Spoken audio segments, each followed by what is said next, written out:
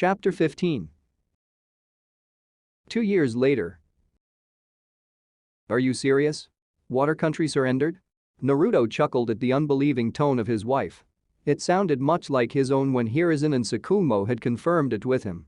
Grabbing his tea from the counter, he moved over to the table, where both Makoto and Son were seated. Every time he saw his son he thought the whole situation was rather surreal. Makoto was torn over if she wanted to have their children have the same names as her counterpart from Naruto's future, but in the end decided if they had a son. Well, it was meant to be.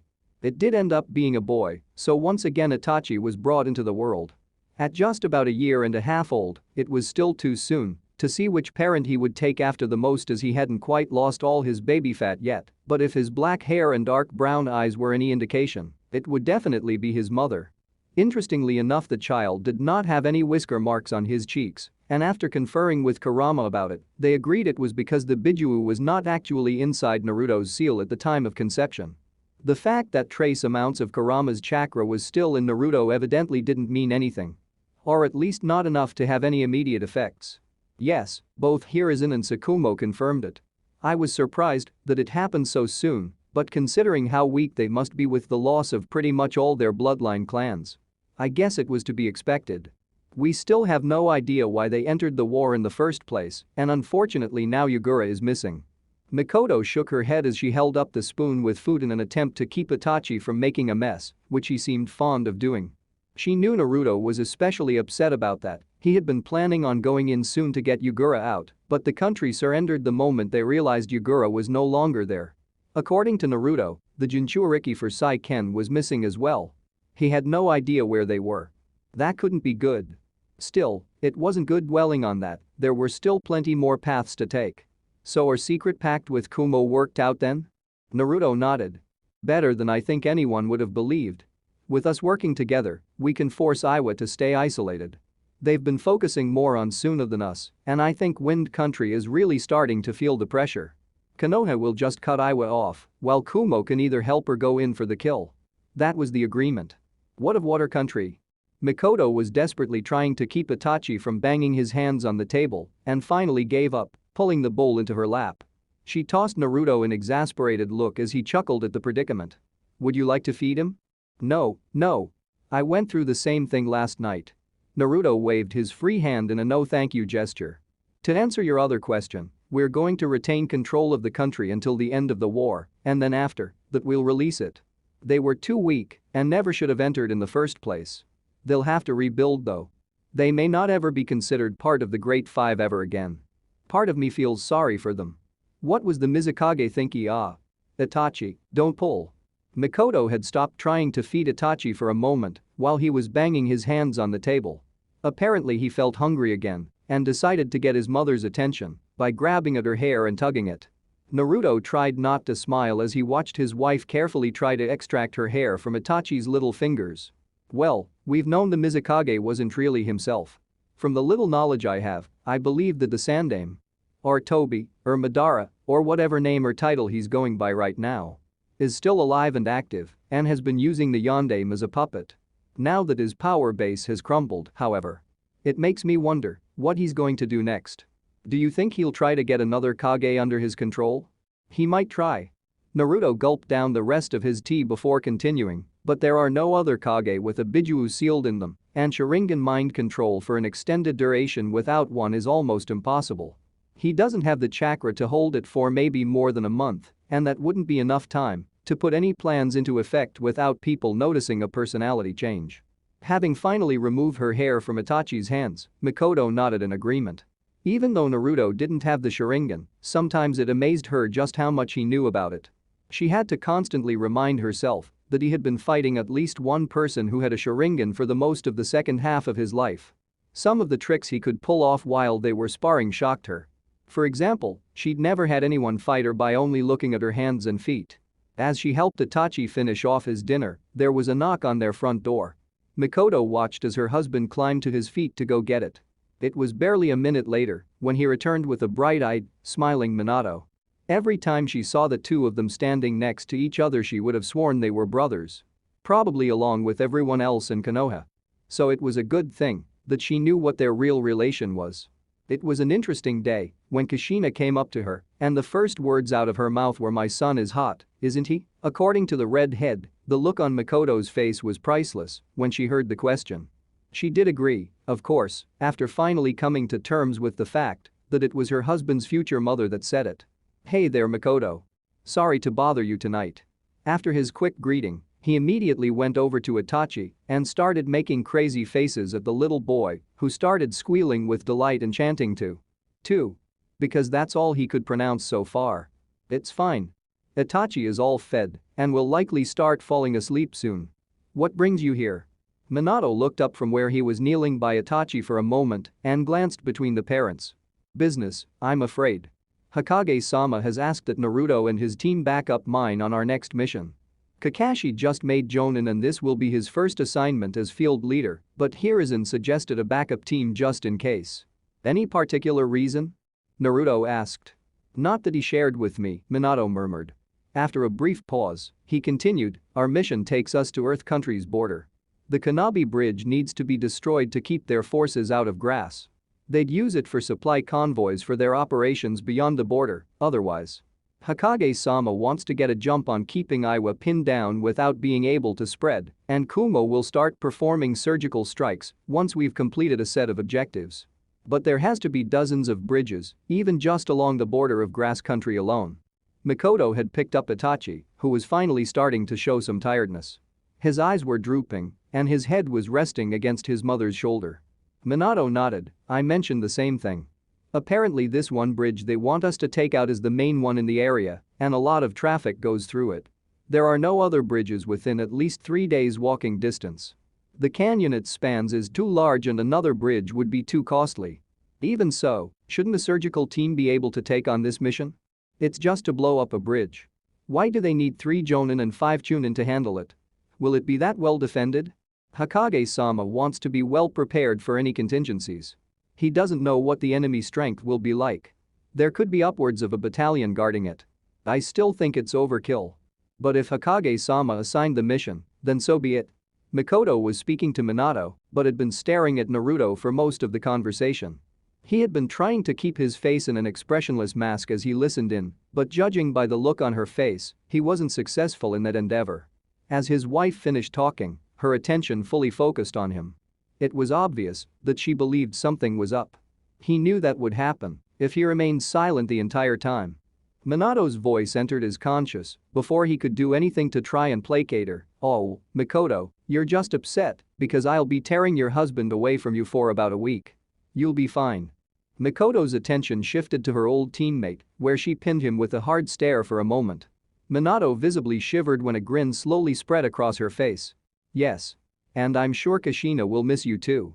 We'll have to come up with something to do while you're gone so that when you return you'll never want to leave again." Just short of panicking, Minato turned to the other blonde in the room, looking at him with wild eyes. "What have you been teaching her? She never used to be like this." Naruto simply chuckled. "Who says it's me? I know Kushina-chan is a pretty corrupting influence by herself. Anything else Makoto picked up, she did on her own." None of Naruto's words did anything to settle Minato, not that they were intended to. Letting out a sigh, the future Hokage simply waved a hand about aerially and started for the exit. "Right. Now I have to go talk to Kushina and make sure she doesn't do anything while I'm gone. I'll meet you at the main gate with your team at 6 in the morning, okay? I'll be there." Naruto watched as Minato exited their house, quietly closing the door behind him. Once out of sight, he turned to look at his wife, who was holding Itachi in her arms while staring at him with narrowed eyes. "I'm going to go put our son to bed, then I think you have some explaining to do." Without giving him a chance to say anything, she disappeared further into the house, carrying the young boy with her. Once he could no longer see her, Naruto let out a sigh before moving into their living room, getting comfortable on the couch. This mission took him by surprise too. He knew that it would be coming around sooner or later, but the exact timing was unknown to him. On top of that, he only had the faintest of ideas how Kumo was supposed to play a role in all this. When Kakashi was telling him the stories of his past that he could remember from his life before Naruto went back in time, Kumo was just another enemy they were facing. Now, however, they were unspoken allies. He capitalized on a chance meeting with A and Killer B in the wild forests of Valley Country. It was just him, Minato, and two other jonin on what was supposed to be early reconnaissance, but with A being a bit of a hothead they got into a scuffle. Minato had stunned them with his speed, though with the help of Killer B, Naruto managed to get everyone calmed down enough to talk rationally. The four of them went off to talk, and after recognizing the power of the two blondes, A agreed that it would be best if they worked together, even if it really wasn't public knowledge that they were allies. That in turn led to a whole other series of secret meetings, but the deal wasn't sealed until he managed to get Kushina and Killer B in the same room. Pulling them all into a shared mindscape, Naruto and Kurama managed to relate what was really going on to B, and by extension, Gyuki. That information was then passed on to A and eventually Matatabi, and after another month, the secret alliance between Kumo and Konoha was ratified. They weren't told the entire truth of where Naruto was from, only that he was privy to special, unique knowledge that he shouldn't know normally. He able to use it to pull the bloodline clans away from Kiri. The fact that Naruto knew how the Sandaime Raikage had been grievously wounded by Gyuki helped as proof, since very few people even in Kumo knew about it. While this immediately made him a target and a threat, Gyuki and B talked A, the soon-to-be Yondaime Raikage, down from doing anything rash. They would be better as allies than as enemies. Besides, it was no secret that the other villages were wary of facing Konoha, especially now. Iwa refused to back down, and Suna wasn't going to stop until Iwa did. Konoha was supposed to help Suna as an ally, but since Konoha had so far chosen to remain neutral and only help the lesser nations caught in the crossfire, their relationship was quickly chilling. But for the relations they lost with Suna, they gained with Kumo, which was arguably a stronger village than Suna anyway. So, I think you owed me an explanation? Naruto looked up at his wife as she entered the living room. She wasn't staring anymore, but she did seem rather perplexed. Before he could even get started, she plopped down next to him and rested against his side. Between running the clan and raising their son, she was always completely tired by the end of the day. He had briefly thought about hiring someone to help out, but since Makoto hadn't asked he didn't bother. She had a fierce independent streak, and he knew better than to get in her way. I only faintly know what this is about. Hokage-sama asked me to tell him everything I remembered about the war, and I also relayed some of future Kakashi's memories to him. So I don't know the details, only the basics. This mission was one of them. His wife eyed him for a moment before letting out a sigh. Okay. I just thought you knew more, since you were being so quiet. Not really, no. Naruto lifted his arm that Makoto was leaning against and draped it around over her shoulders. This time I was actually being quiet so I knew what was going on for a change. He heard Makoto chuckle as she leaned further into him. You, being quiet and listening? Who are you, and what have you done with my husband? Hey. Makoto chuckled again and turned to look up at him, kissing his cheek before settling back under his arm. So what do you know about the mission other than what Minato said? Naruto scratched at the side of his head with his free hand, humming for a moment. Well, the only thing that ever really stood out when Kakashi told me about it was Obito's death, because it kinda. Wait, what? Obito? Makoto had turned from under his arm to look him in the face. All Naruto could do was smile grimly and nod. I think that's probably why Hokage-sama also assigned me this mission. I confess that Obito is the type of person I would consider a huge influence, at least when I take into consideration just how much he changed Kakashi right before his death, and even more after. He decided to keep the knowledge about Obito, perhaps not having truly died to himself. Of all the encounters he'd had with the masked man named Toby, he did always seem to know a lot more about both himself and Kakashi than he should have. Sadly, they never got to see behind the mask, so it was only educated guesswork as to his true identity. Makoto had leaned forward, her forehead resting against Naruto's chest as he chose to continue talking. One of the things that Kakashi always drilled into us when we were training was that those who failed their mission are trash, but those who abandon their comrades are even worse than trash. One guess as to who said that? Obito? Correct. I know it doesn't really sound like something he'd say, does it? Makoto shook her head as she lifted it, looking amused. No, it really doesn't. What brought it about? Naruto sighed. From what I can remember, Minato had gone to blow up the bridge while leaving Kakashi in charge to take care of secondary objectives. Something happened and Rin got captured. Iwa was going to try to interrogate her for information. Kakashi wanted to continue the mission and complete it before they found out, but Obito wanted to go after Rin and save her. To hell with the mission. That's where the saying came from. I know his obvious crush on the girl was probably cause for some of it, but… well. Naruto trailed off, shrugging. Mikoto stared at her husband for a moment before frowning slightly. It sort of makes sense now. So what did they do? Obito left and started tracking Rin. He found her and started attacking the Iwan Inn guarding her, only for Kakashi to show up and help them fight. In the process, Kakashi's sword broke and he lost an eye, but they did manage to save Rin.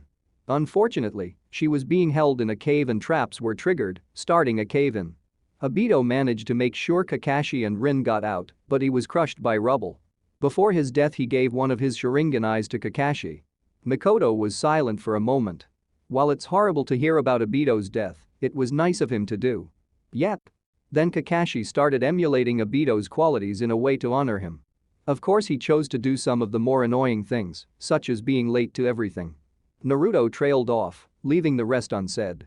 He didn't really need to though, he'd been with Mikoto long enough now to know that if she needed clarification on something, she'd definitely ask. Looking down slightly, he noticed that she had her eyes closed as she leaned against him. Tired? I don't think anyone would mind if you took a break from clan duties for a while, this way you could spend some time relaxing and being with Itachi. Other than you, who could I dump all that stuff on? Definitely not my father, and I don't trust the elders to do things the way we want them done without having to watch every moment. A sigh left her lips as she finished. He had tried to get his wife to take a break before, but it always came down to the same things. I think you're running yourself ragged, though. Every day you look more and more tired. I know, but we've made so many strides in getting the clan connected to Konoha in ways it never has been before. I don't want to lose any of that momentum, and I'm afraid it will if I take a break. That's a pretty irrational fear. You have no way of knowing if things will stall or not. Stop it. Mikoto gently slapped at his stomach with an open palm. I know your tricks, mister. You're not going to goad me into taking time off. We have a plan, and I'll be damned if I take a break before it's done. Besides, it's not like you get a lot of time off either. Considering you're responsible for overseeing the construction of newest, third ring of Konoha, I'd say you could use a break too. Okay, you win. Just do me a favor, alright? Mikoto shifted her head to look at him, the questioning look in her eyes being all he needed to continue. When I get back from this mission, just take one day off. I'll do the same, and we can spend a day together as family. You, me, Itachi, and Anko. How about it? Before she could reply, he leaned down to give her a quick peck on the lips. When he leaned back, Mikoto graced him with a small smile. Deal. I think I can manage a full day if you can. This time she moved up to kiss him. Hers, however, wasn't very brief at all. A few days later. Naruto was watching on, amused, as the 6 kids in front of him all began trying to tell each other about how incredibly well they performed in all of their missions up to this point, all trying to outdo the others. Sparing a glance at Minato, he noticed that the other blondes seemed to be feeling similar sentiments, if the smile on his face was any indication. As he listened in, he observed them one by one. Kakashi was only interjecting when necessary, and it was usually just to correct something. Otherwise he was looking around while not being too obvious about it. It was a good thing too, since the silver-haired kid was in charge of this particular mission. Rin was being quiet, as was Takuya. Naruto idly wondered for a moment if all those who took up healing had a similar temperament, as neither of them were really participating, but obviously listening to the goings-on. To date, Sanada and Sakura were the only 2 people in his memory that could heal expertly, but were also explosively violent and deadly when provoked. Neither Rin nor Takuya could make a person fear for their life just by glaring at them. At least not yet. He was working on it with Takuya, at least. The kid had some rather scary techniques in his genjutsu repertoire. Rin, though? He had no idea. Hopefully Minato was doing something. Anko and Obito were the 2 loudest in the group, as usual. They were the ones who were going back and forth with each other about who did better than who. Naruto could only imagine what it would be like if Tora the cat was alive now. They'd probably be bickering about who caught the cat faster or used a better trap to capture it. He had to admit, however, that listening to who had a better gardening or painting technique never got old. It was too bad that D ranks were fairly rare during wartime, otherwise they'd probably have some interesting dog walking and babysitting stories as well. The final member of their group, Yugao, was taking up the rear of their makeshift formation and was right in front of him. While he was proud of Takuya and Anko for their own individual reasons, Yugao was his pride and joy of the team. She was serious, but knew how to relax when there was downtime. She was a diligent student and would absorb anything he was willing to teach like a sponge. Even her kenjutsu had grown in leaps and bounds. She was very proficient in it since he set her up with an apprenticeship to one Jeku Noboru. Apparently he was the father of her new crush, Jeku Hayate, she happily announced the day after he had introduced them. He found himself in a hug that nearly crushed his ribs before their training started. He had no idea about her crush, but congratulated her and wished her good luck, only for the poor girl to finally realize just what she had said. Her embarrassment didn't last long, since she was just too excited to care. Now, however, she was studiously watching the surroundings as well, just like Kakashi. It made sense for her to do so, since he knew her goal was to apply for special Jonin status within the next few months.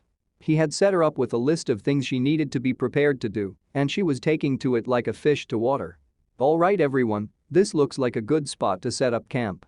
Let's set up, then we'll review our objectives for the next 2 days. Minato's announcement pulled Naruto from his musings, and he observed as everyone immediately quieted down and began quickly unpacking gear and prepping camp. The moment it was done, he got everyone's attention and began going over the plan. Okay, first, Naruto and I will be performing early reconnaissance on the Kanabi Bridge just to see what kind of defenses they have there. If it's nothing too bad, we may just be able to take it out on our own. Unfortunately, Sandaime-sama believes they have built up their defenses rather solidly, so we may be calling in for the rest of you to help. Until that time comes, Kakashi will be in charge. I've already briefed him on some secondary objectives that need to be taken care of. He'll organize assignments as he sees fit, and if any of you have any issues I expect you to be professional and take it up with him in private. Am I understood? All of the Chunin present nodded, and Naruto found his own head bobbing up and down briefly. Even in such a small setting as this, Naruto could easily see Minato's future as Yondaime carrying the same authority that he saw in Hiruzen. He didn't even have to be loud, to the contrary. Minato was generally very soft-spoken, always claiming Kushina was loud enough for the both of them. It was just the way the man carried himself that made you want to follow him. Naruto had heard similar things about himself during the Fourth War. Realizing that Minato had finished, Naruto refocused on the goings-on, only to realize that all of the Chunin were staring at him now, probably to see if he had anything to add. Looking at his own team, he gestured at them. Do you three have your seals primed? Anko, Takuya, and Yugao all nodded simultaneously, each of them holding up their hands, showing the back of them to him. All three had intricate-looking seals inscribed on the back. Naruto didn't need to say anything further and simply nodded at them. I don't think I've ever seen a seal like that. What is it for? Naruto turned to look sideways at Minato, who had moved over and casually began looking at the back of Yugao's hand. The Chunin held it up so that he could get a better view. It's a summoning array tuned to my chakra, so with a little application of blood they can summon me to their position in an emergency. If they don't have time for that, all they have to do is push a little of their chakra into it, and it will act as a beacon of sorts, leading me right to them. Minato stopped looking at Yugao's hand and turned to Naruto. The applications of that sound pretty useful. What's the range? Naruto shrugged. When I was first testing it, I traveled all the way to Uzushio, and I could still feel pulses from Mikoto at home in Konoha. Minato's eyes widened drastically. The range on it was huge. How come you didn't say anything? It's still being tested. My team has tried to summon me 3 times, and it has only worked once so far. However, the time they did succeed, my chakra was a bit drained. So I think it's like when trying to perform a standard animal summon, the more chakra they have, the more you need to summon them. I've been trying to find ways to cut down on chakra usage. Have you talked to Kushina? Naruto shook his head. Not really. I've been trying to do this on my own, and Kushina is usually pretty busy. He neglected to mention that he had been training her to use Kurama's chakra for a while now, as well as working on a seal for Kurama to travel between the two of them, but there were some things he didn't want to share in front of everyone, even if he trusted them all. Well, she's a seal master and helped me out plenty with the Hiraishin, among other things, so maybe if you talk to her, she'll have some ideas. In the meantime, can you also add that to my team, or will that take too long? Naruto was honestly surprised, and it must have shown on his face. I can. But what about Hiraishin? I thought you gave a kunai to Kakashi. I did. But I'd feel better knowing that you'd be aware of any potential issues if one of them used the beacon rather than them using my kunai. I doubt it would happen, but a kunai could always be lost or misplaced. A seal on the back of their hand won't. I'd apply a Horatian seal, but they fade off after about a day. It sounds like yours doesn't. Understanding, Naruto nodded and pulled some ink and a brush from one of his pouches. Kneeling down, he beckoned the 3 other members of Minato's team over. Each of them formed a line, Kakashi being first. Taking off his glove, he presented his hand to Naruto. The principle of the seal is fairly simple. Push a little chakra into it, and it will latch on, constantly draining chakra as it lets me know that you're calling. The amount of chakra it uses is barely a trickle, so unless you're dangerously low on chakra already, it's unlikely that you'll feel it, Naruto explained to the 3 of them as he started painting it on the back of Kakashi's hand. You can shut it off the same way. If you're really low on chakra, just sever the connection. If you still have a lot of chakra left and can't sense the drain to turn it off, I can when I get to you. The summoning works the same way an animal summon would, but we're still working on fine-tuning it. If you have any questions about it, ask Anko, as I've worked on it more with her than anyone else. Got it? Kakashi nodded at him, and when he was done, Obito moved forward for his turn. Rin followed after, and when they were all done, Naruto turned to Minato, asking if he wanted it as well. You think I'll need it? It's not really a matter of needing. I follow the philosophy of better safe than sorry, or perhaps in this case, better prepared than not. It's up to you, though just to let you know, Mikoto asked me to keep one on her permanently, just in case. I see. We can talk more about it when we get home. I also want to bring Kushina in on it, and maybe we can work together and make it a more permanent part of our forces. How about it?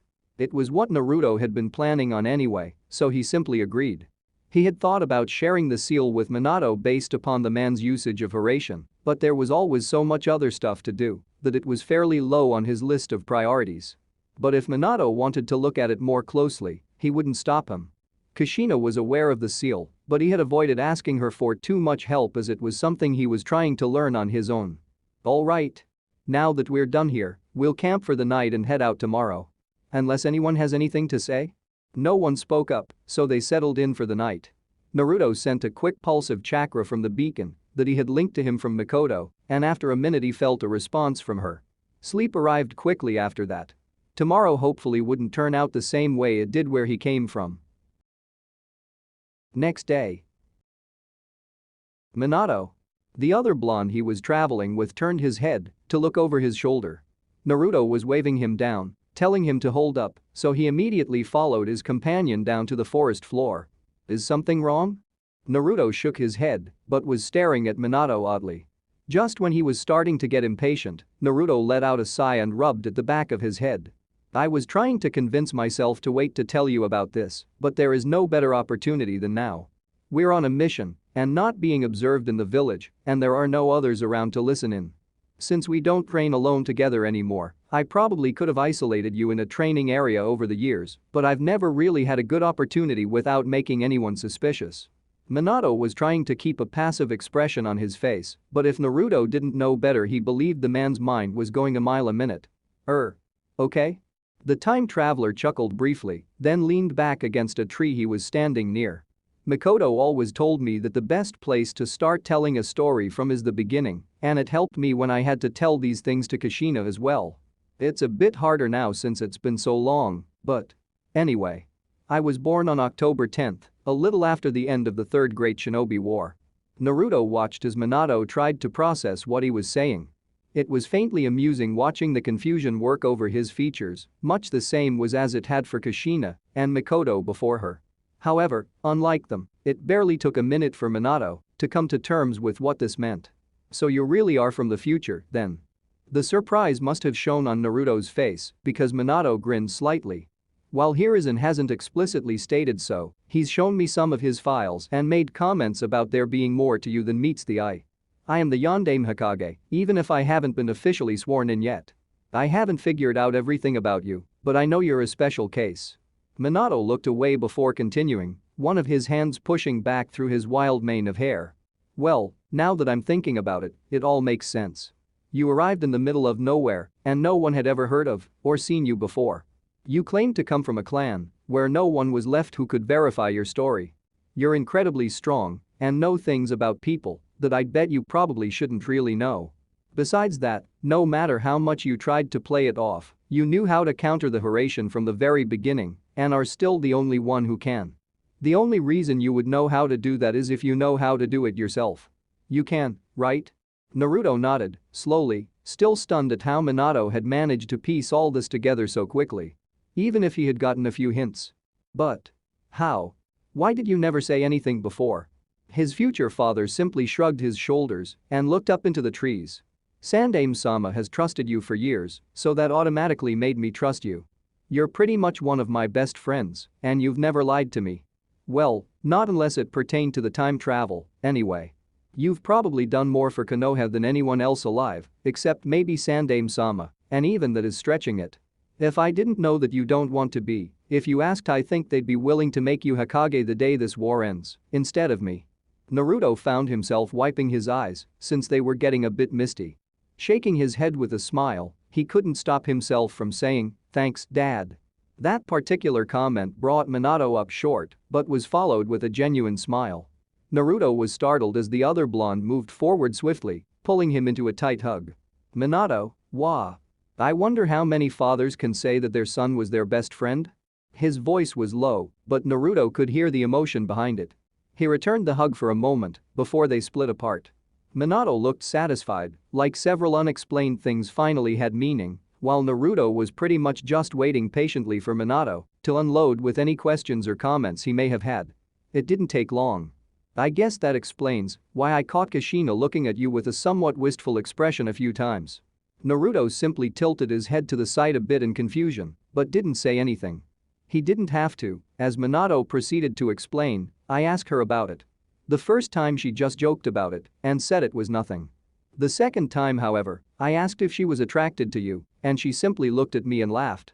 She admitted right to me right there that you were very good looking and made an offhanded comment about it being good genes. Which at the time I didn't understand.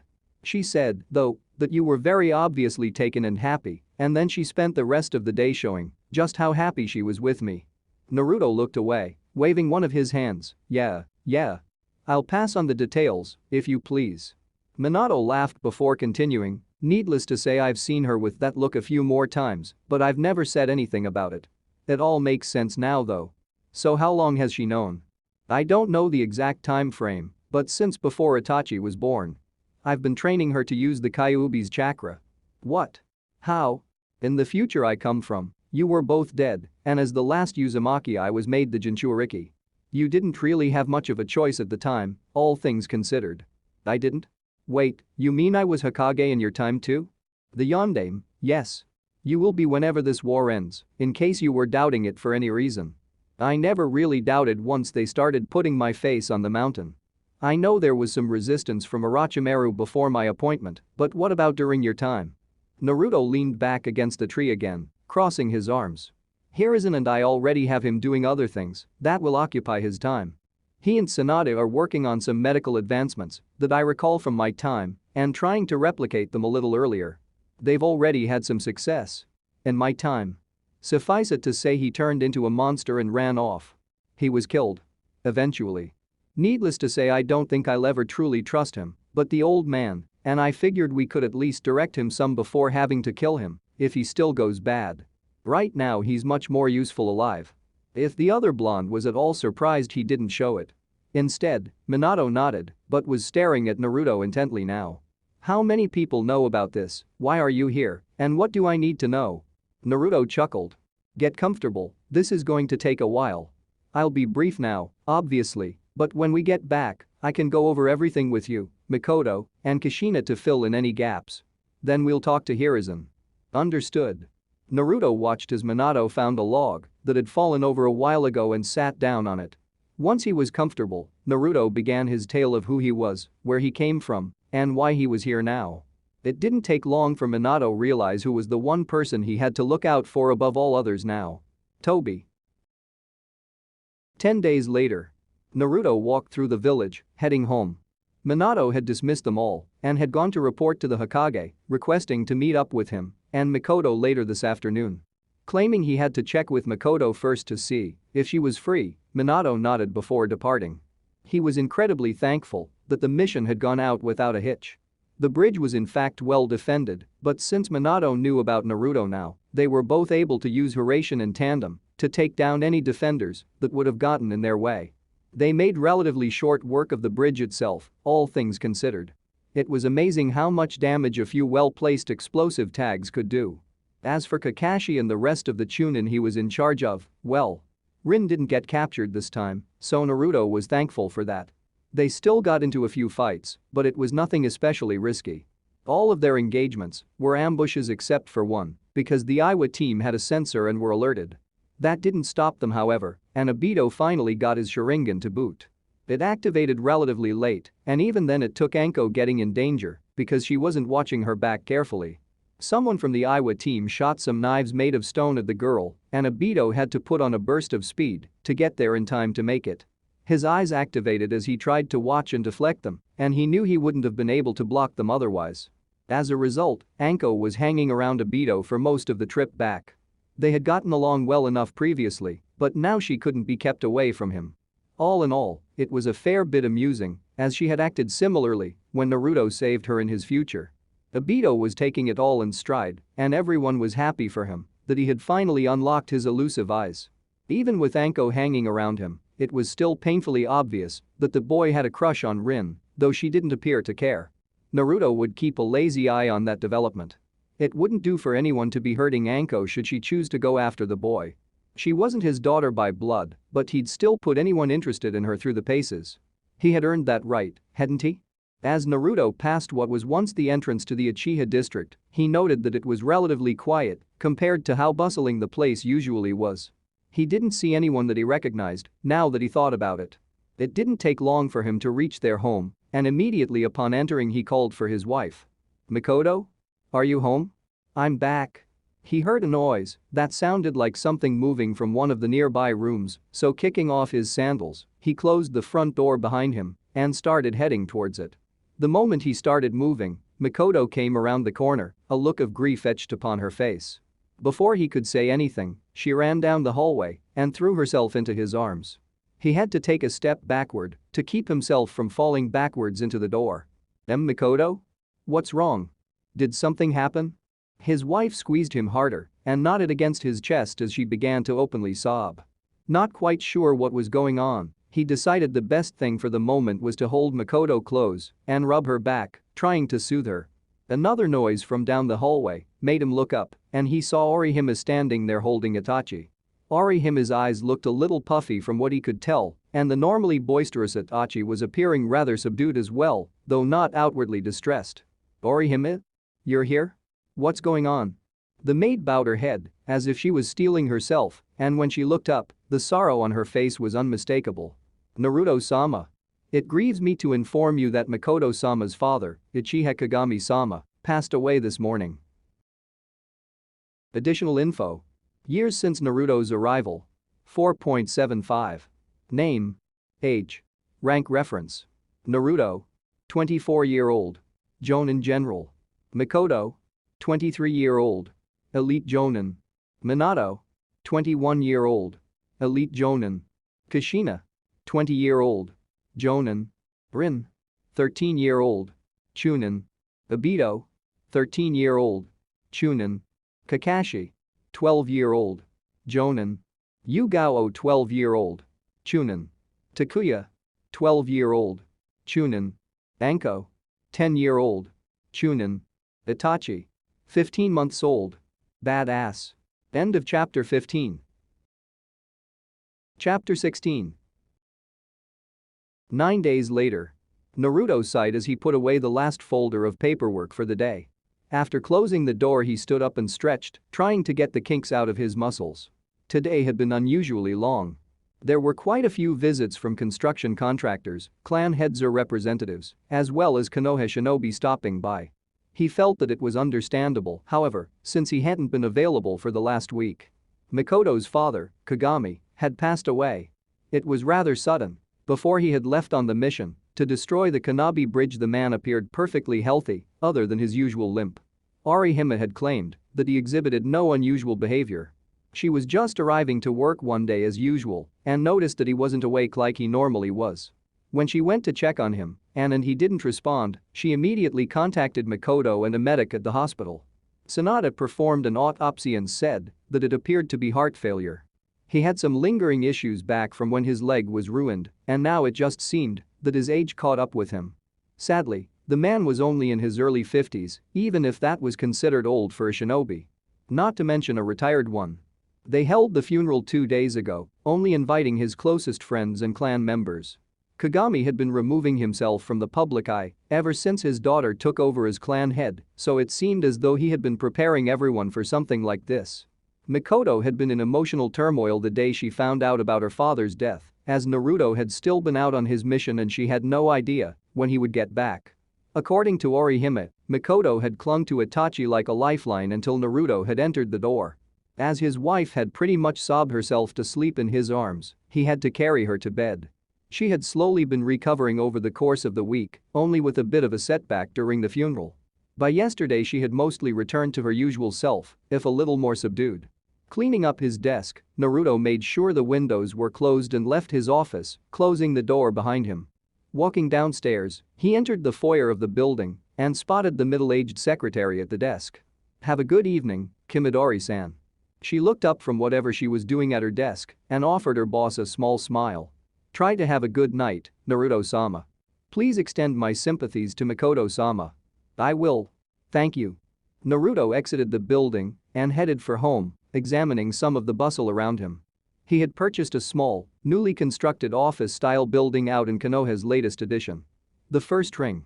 The suggestion actually came from Hiruzen, asking if Naruto had wanted a new office closer to work since there was a lot more that he had to do. Not to mention the one he was using was filling up rather quickly. The first ring was the latest and likely last expansion for Konoha, simply because if it grew any larger the Fire Lord would be required to appoint a governor to supervise the burgeoning population. That would add a whole extra level of political issues, especially where the other shinobi villages were concerned. Besides that, even now people were starting to forget that Konoha was supposed to be merely a hidden village. It was quickly turning into a not quite hidden city.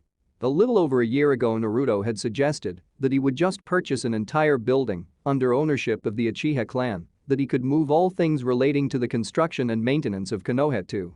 Hiruzen agreed with the idea and began funneling most of the D-rank maintenance-style missions through Naruto's office as well. Being closer to the construction helped the people that Naruto had to deal with on a regular basis too. They no longer had to travel all the way to the center of Konoha just to speak with him. Since the building was owned by the Uchiha, part of it also doubled as an extended military police building. It gave the patrols out here a home base of sorts so that they didn't have to travel all the way back to the Uchiha grounds in the village proper. For a while Naruto was concerned that Fugaku would come out there to examine the place, but he had sent Uchiha Sumire instead. Apparently she didn't much care for Fugaku either and was glad to be out from under his thumb. Naruto knew they'd get along just fine in that case. Naruto took to the rooftops the moment he passed through the main gate, trying to get home quickly. He had hired on Orihime to give Makoto help when she needed it, and he figured having a nanny around for Itachi and any other children they may have someday would be a good idea. The 17-year-old girl was all smiles when he asked. She confirmed that she was expecting to have to look for another job. However, she was more than happy to look after Itachi and assist in whatever capacity he or Makoto needed. Arriving at home, Naruto entered and called out to Makoto, who responded that she was in the living room. Moving through the house, he stopped when he looked in the room, only to see his wife staring at what looked like a wrapped-up jar on the table in front of the couch. "Makoto? She looked up briefly and gave him a tight smile, then beckoned him over and patted the spot next to her on the couch. The blonde walked over and sat down, eyeing the jar the entire time. "Is something wrong?" She shook her head negatively before leaning over and resting it against Naruto's shoulder. "Orochimaru-sama and Sanada-sama stopped by not long before you got home," she murmured. "Did they find out something else?" "No." He felt Makoto's head shake again, this time against his shoulder. "They said father had a request in his will that he added shortly after we were married. It wasn't on the will when they did the reading, or at least maybe he requested that it not be read in front of everyone. Regardless, this is part of his request." Makoto gestured at the jar before grabbing Naruto's hand, intertwining her fingers with his.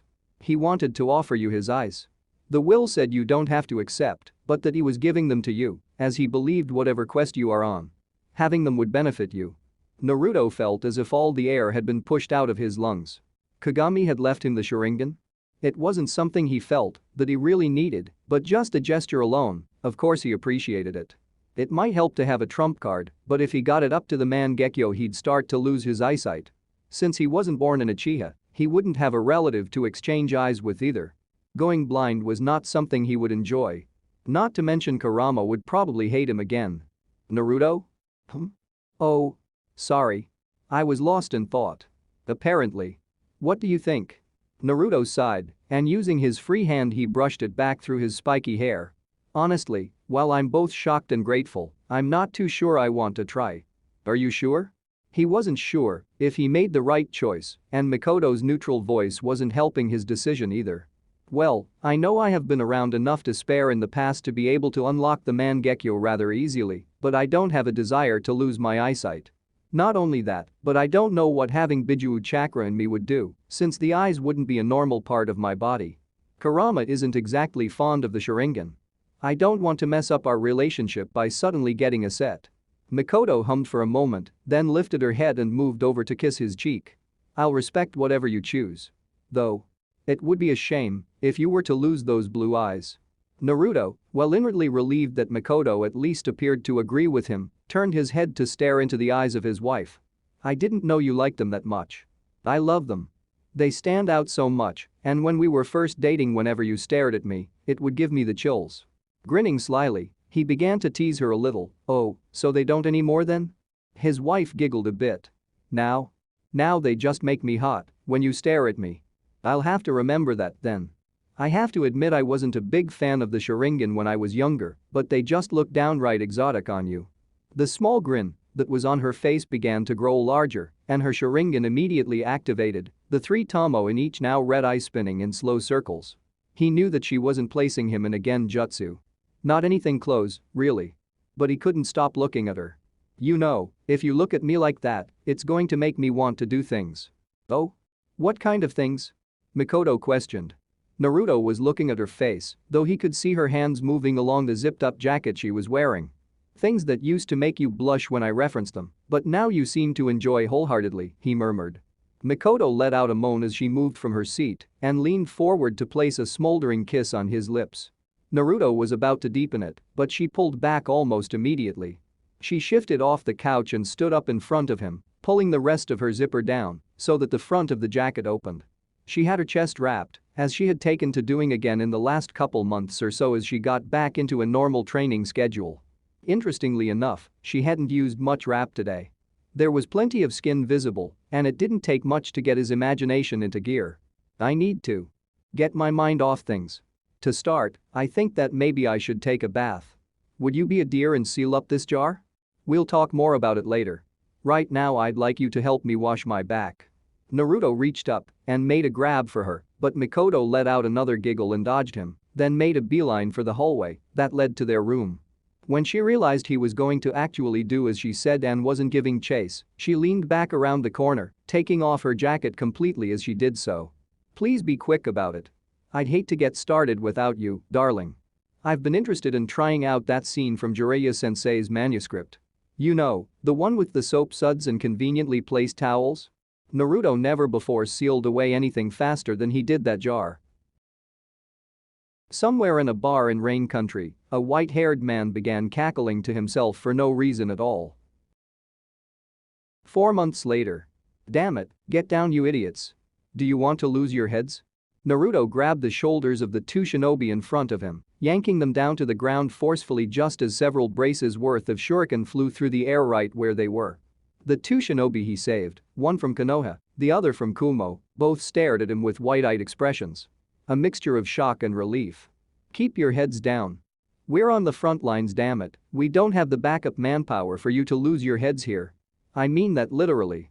Getting shaky nods from the two, the blonde grunted and turned away, swiftly moving down the trench to where their fortified operations center was. He had been leading the push around the right side of the Iowa line, trying to get to their flank before being called back.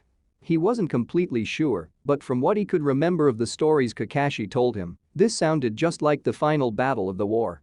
The entire zone was a complete stalemate so far. They were surrounded by stone and rock, which made things perfect for the Iowa forces. He had no idea how it went before, but this was hell.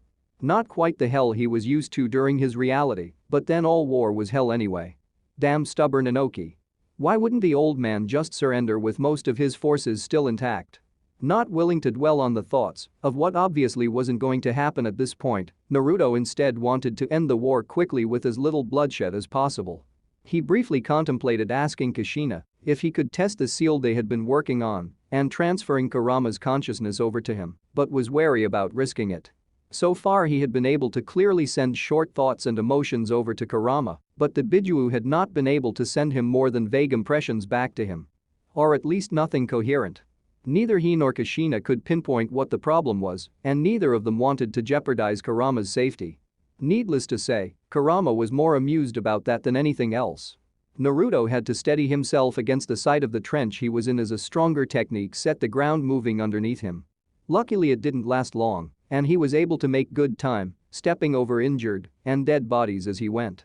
His heart went out to those he passed who were too injured to be saved, as it did during the last war. The few medics they had were doing their best to make the wounded as comfortable, or numb, as possible. Upon arrival at the command bunker, he took a look around to see who was present. It didn't take long for his eyes to meet those of Hatake Tsukumo, who immediately beckoned him over to a table that he was standing around along with a few others. "Tsukumo, glad you could make it." Naruto tossed a resigned grin at the older man, who simply returned the greeting with a wry smile. "Naruto. How goes things on your end?" "Tougher than I thought it would be. I've managed to keep my squad alive, but doing that while trying to move forward has proven to be more difficult than I thought it would be. This terrain works too much to Iowa's advantage." "Indeed it does. Listen, we have a..." Tsukumo was cut off as a loud explosion went off right above their heads. The ground, even the very air, shook from the sound, and pieces of dirt fell from the ceiling. A few shinobi that knew earth techniques who were in the room immediately set about reinforcing various areas of the walls and ceiling that looked weak. "As I was saying," began Tsukumo again, a little louder this time, "we have a plan to open them up a bit and make a bit of headway instead of being stuck in the current stalemate. This is the only path to the capital through the mountains, so we have no choice but to go this way. They obviously know it too, with how they're defending." Naruto nodded, looking around the room at the others who had started listening in. His eyes met Minato's for a few brief seconds before glancing at Kakashi, Narashikaku, and Akimichi Chauza. All of them appeared weary, but their eyes were bright and focused. They knew what they had to do. He offered a nod to them, which they all returned, though Naruto's eyes lingered a little longer on Kakashi than they did for any of the others. The boy was too young to be here on the front lines, but the Jonin had been just short of throwing a tantrum to get here. Thankfully his own students, as well as Obito and Rin, weren't as quick to want to jump into the fray and instead were given assignments to guard the supply caravans. His thoughts were cut off as Tsukumo resumed speaking after the brief pause. "A has a squad ready to punch through if we can at least distract them enough. Minato tells me one of your shadow clones came up to him, explaining that you might have an idea. Several, actually." Tsukumo made a gesture at the table. "Go for it. At this point I think we're open for anything." Nodding again, Naruto looked over the table at the roughly drawn battlefield. The first thing he did was look for where he was trying to work around one of the flanks and expanded it a bit to show how far his team had made it.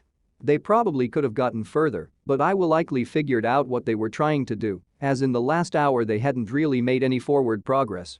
Naruto had his hands full just trying to help keep his team alive. Glancing over the rest of the map, he started pointing at various places of the display and looking at people in the room, issuing them orders. Many of the Jonin that he didn't know well enough simply got orders to hold various places along the front line, performing diversionary tactics and make it look like they weren't pushing too hard.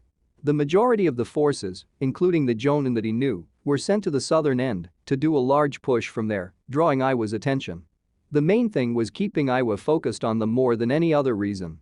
Pulling it off would be difficult because they had to make it look like a real push without having Iwa call their bluff. Meanwhile, Naruto was going to head back up to the northern end with Minato and open up a hole for A and his squad. After he was done, and Tsukumo agreed with the plan, albeit with a few minor adjustments, all the Jonin left to go carry out their orders. Tsukumo excused himself as well so that he could go inform A of what the plan was. Once they were alone, Naruto turned to Minato and offered him a grin. So, are you ready to introduce yourself as the yellow flash on a large scale? I guess. I've never used it to this degree before. Are you sure this is what I did before? Positive. Naruto chuckled. It's one of the things that cemented your position as Yondaime Hokage and made you a legend. But we didn't have help from Kumo before either, so I don't know how this is going to end up. You won't need to do as much this time. Just be a distraction. I don't know what it was like before, but we're not actively trying to take lives here. Just keep them busy long enough for Cloud to make it through. Minato took a deep breath and did some stretches, trying to loosen himself up. It was true that he had never used the Hiraishin on such a large scale before.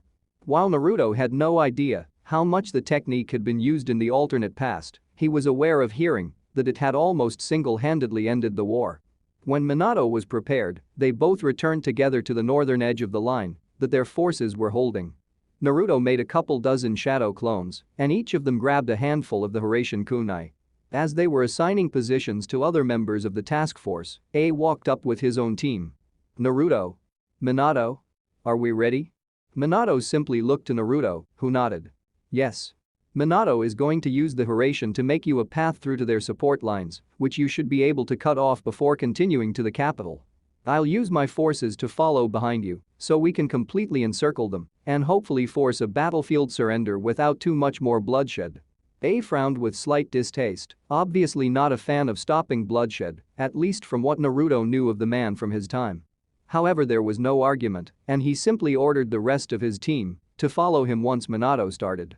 A was a firm believer in the way of the warrior, that you shouldn't stop until your enemy was beaten soundly. Not to say A was a bad man, because he wasn't. He just followed a different moral compass. Scant minutes later, Naruto was ordering his clones to the front lines and pulling the other shinobi back. There was a brief lull in combat before hundreds of tri-pronged kunai were hurled at incredible velocity towards the enemy lines. Many of the Iwa shinobi simply knocked away the kunai, not aware what they would lead to. Several even caught or picked one up, curious about the design. For many of them, it was the last thing they did as a shinobi.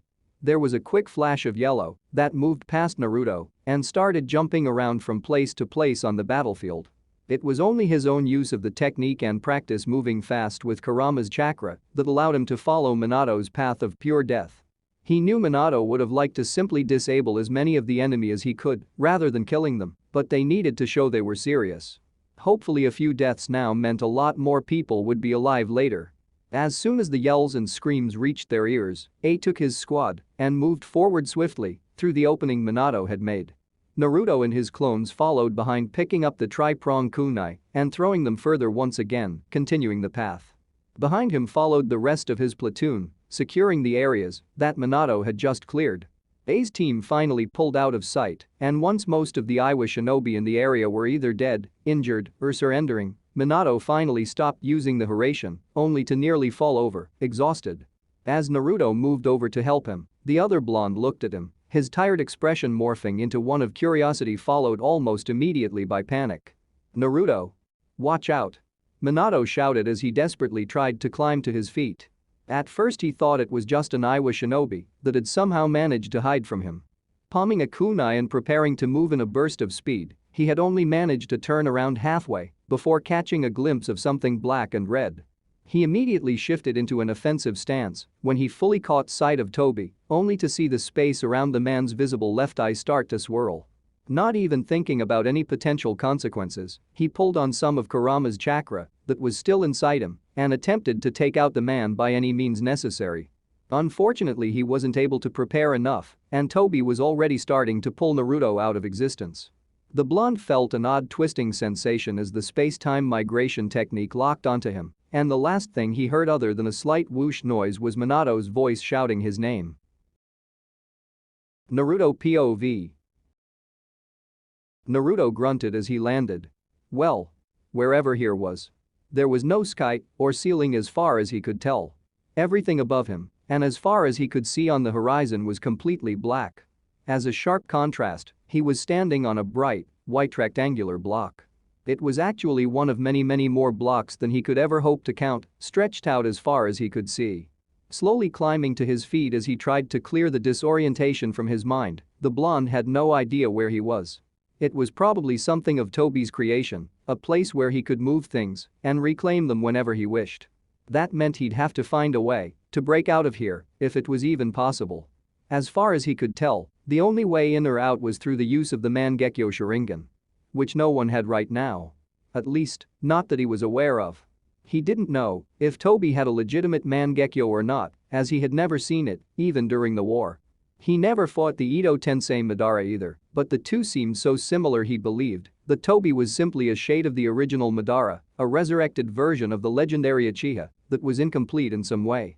Sadly, they hadn't gotten to see behind the mask to tell the man's true identity, but oftentimes he knew more than anyone was comfortable with, especially when it concerned himself and Kakashi. Then other times he acted as if the two of them were barely worth his notice and was merely humoring them with a fight of some kind, but was otherwise simply content to let his minions do the work.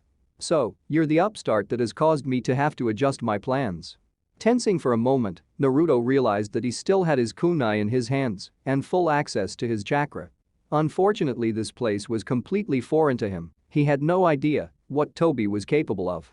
Perhaps it would be best to keep a level head for the time being and see how much information he could get out of him. Turning around, he eyed the cloaked man standing on another pillar across from where he was. Unlike the Toby from Naruto's time, though. This one had an eye hole on the left side of the mask, showing only a left eye. His hair, while still spiky, was much longer, coming down to below the shoulders, almost to mid-back.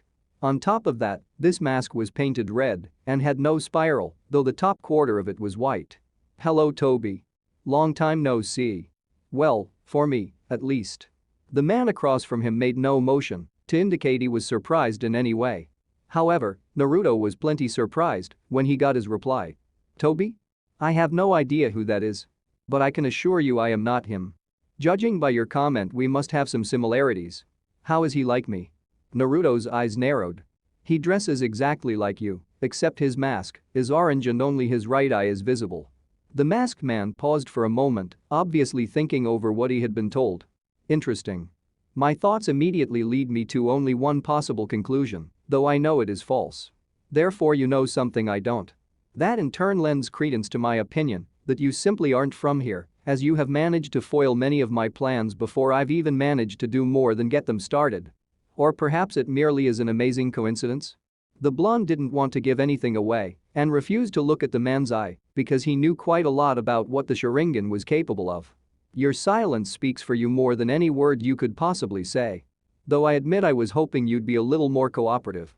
My aim is world peace, after all. It's a false peace. Naruto snarled, momentarily forgetting himself and looking at the man's mask. It places you in charge of people's lives, causing them to lose their free will. That's not life at all. Toby appeared to slouch slightly, and Naruto could hear the man sigh as he shook his head. In yet another surprise move, he grabbed the bottom of the mask and slowly lifted it up, pulling it up and over his head to reveal a rather ordinary-looking face. While he didn't immediately know who the man was, he was able to recognize that the man's facial structure was definitely Uchiha. The only other standout feature was that his right eye was closed for some reason. Do you recognize who I am? The blonde remained silent for a moment, silently pondering the question in his mind. While it wasn't anyone he recognized, he had heard enough stories about a certain Uchiha, both from his time and current reality, that he knew his guess was most likely the correct one. Uchiha Madara. If the man across from him was at all pleased with Naruto's deduction, he didn't show it. All he offered was a casual nod of his head. What's wrong with your right eye?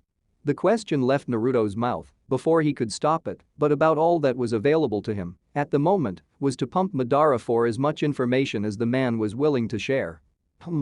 I guess you could say. I'm letting someone borrow it.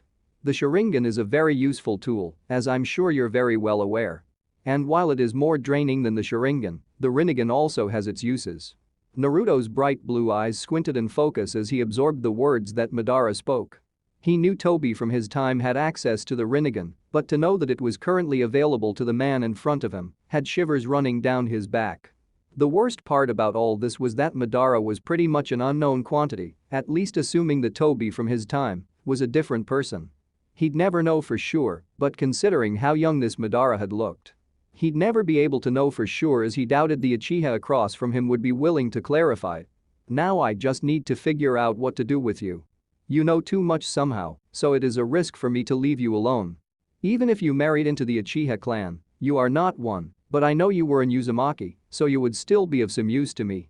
However, you do not have their trademark red hair, therefore I wonder just how much of an Uzumaki you are. I would subvert you to my will, but I have a feeling it would take much more effort than it would be worth in the long run, not to mention you likely know many more secrets about these eyes than I am comfortable with. Since you knew not to look at my face when we first arrived, I am led to believe that you are very capable, and had I not caught you by surprise I would have had a rather intense fight on my hands. What's to stop me from killing you now? Naruto questioned, almost growling. Oh, you're more than welcome to try. However, the moment you show any signs of aggression I am more than willing to depart and simply leave you here. I admit I have not left anyone here for a large amount of time, so I am unaware of how time passes in this place. Maybe you will be my first experiment. Naruto had to forcefully restrain himself from wanting to jump across to the next pillar and beating the smug tone out of Madara. If he had to be honest with himself, he was stuck. The only one who could get him out of here was Madara, at least that he knew of. Having the Mangekyo was likely a requirement, and there was no active Mangekyo in the clan that he was aware of. I see you have calmed down. You're more than welcome to take a look around this place, though in all my times here I've never found it for better than anything but storage. For now though, since you're stuck here. Madara's voice trailed off, and he placed the mask back over his face. I have some new planning to do.